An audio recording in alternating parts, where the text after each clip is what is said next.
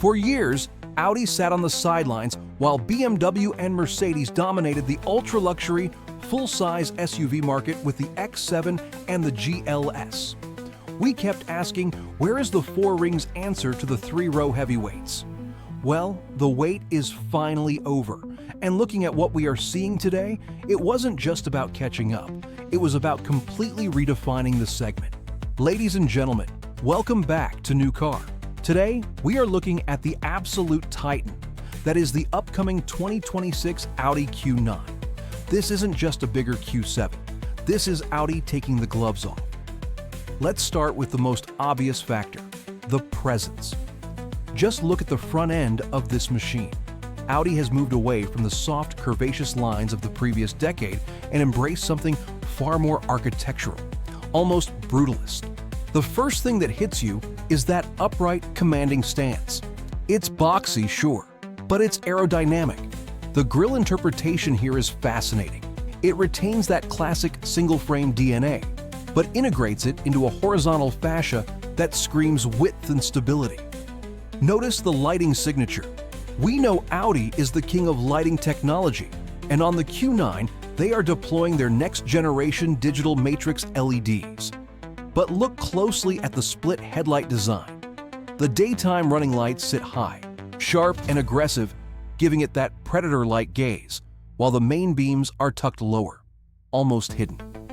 This fits perfectly with the rugged cladding and that prominent skid plate element we see at the bottom. It suggests that while this is a luxury liner, it's not afraid to get its boots dirty. It's giving us almost a specialized off-road luxury vibe, something usually reserved for the Land Rover Defender, but with that distinct German precision. Moving to the side profile, even from this angle, you can sense the scale. The Q9 is expected to stretch well over 5.2 meters. Why does that matter? Because the biggest complaint with the Q7 was always the third row. It was tight. The Q9 solves that. This is a genuine seven-seater where adults can actually exist in the back without needing a chiropractor afterwards. The wheel arches are flared, housing what looks like massive 22 or even 23-inch alloy wheels, grounding the vehicle and visually lowering the center of gravity. But the real revolution is going to be what powers this beast. While Audi is pushing hard for electrification, the Q9 is expected to be the grand finale of combustion excellence, likely launching with a heavily hybridized twin-turbo V8 or a high-output plug-in hybrid V6 system. We are talking about power figures north of 600 horsepower for the top-spec models. You need that kind of torque to move a land yacht with this level of authority. And yes, an all-electric e-tron version is inevitable later down the line, likely sitting on the PPE platform, sharing DNA with the Porsche Cayenne EV. Now imagine stepping inside.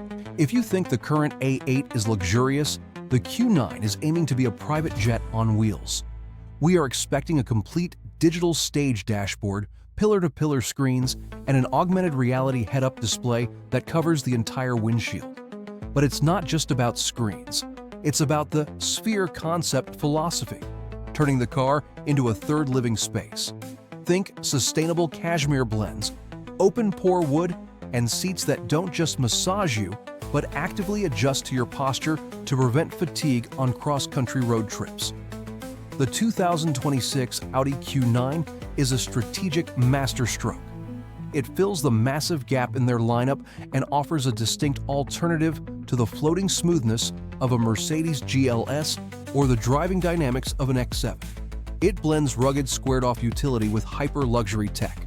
It looks tougher than its rivals, and that might be exactly what the market wants right now. The question is, has Audi waited too long, or have they saved the best for last? With a projected price tag likely starting around the $90,000 mark and climbing well into six figures, this is a serious investment. But looking at this design, it seems like a statement worth making. I want to hear from you.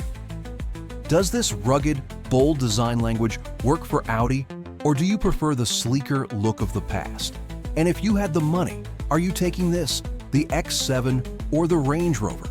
Drop your thoughts in the comments below. As always, thank you for watching New Car. Make sure to hit that subscribe button so you don't miss our full driving review when this beast finally hits the tarmac. See you in the next one.